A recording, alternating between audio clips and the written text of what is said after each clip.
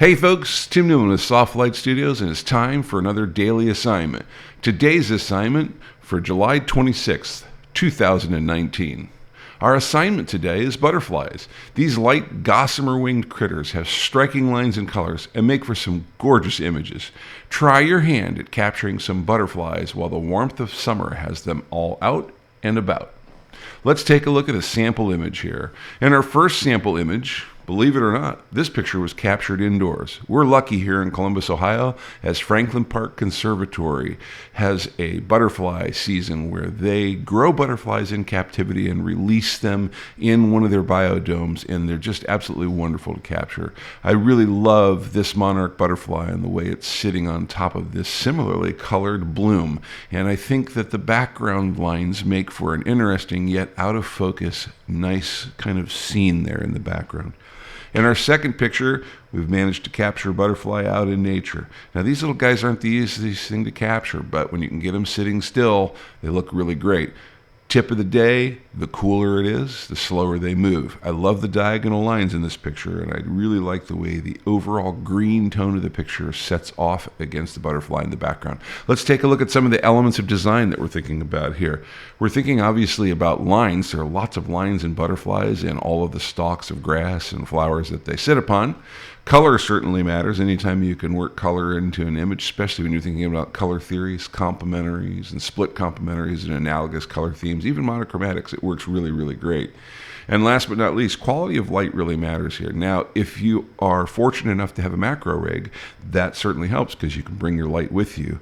But if you can't bring your light with you, try to position the light in such a way where the butterfly is well lit. Let's take a look at some more sample images here.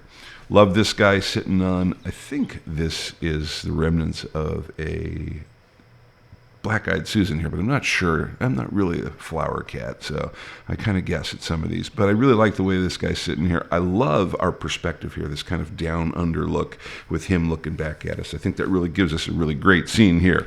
All right, this one is actually a composite. It's one butterfly, but it's been placed over and over and over again in the scene. And I just really love the way the pattern comes together here. So don't forget your Photoshop skills when you're taking a look at these kind of images.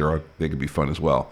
Last but not least, all right, technically not a butterfly, but a Luna moth. But these have been since I was a little kid my favorite. I just love the elegant lines. They look really cool. All right, folks, let's take a look at some of the rules of composition that we're going to be thinking about here. Point of view really matters on these guys. You know, if you're thinking about working them as a shape or as a line, probably top down or kind of square on from the side looks really, really good. But don't forget to get down to that one-on-one perspective if you can get close enough and getting those butterflies really just staring you right down. Leading lines are always important here. They definitely matter both in the butterfly and in the scene overall. And like I said earlier on, color theory can have a big impact here. Let's take a look at some of our last rules here, closing up. Here are our format specifications if you're going to export an image for a monthly upload. You can also see that we have an example of a name for today's image if you're going to upload one, and our sample naming standard. All of that is explained in the Upload 01 video, for which there is a link below in the description.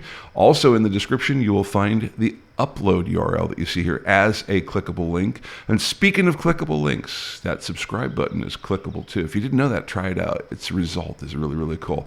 All right, go out and shoot some butterflies. And thanks for tuning in. And remember, learning equals skills, practice equals mastery. We'll see you out there.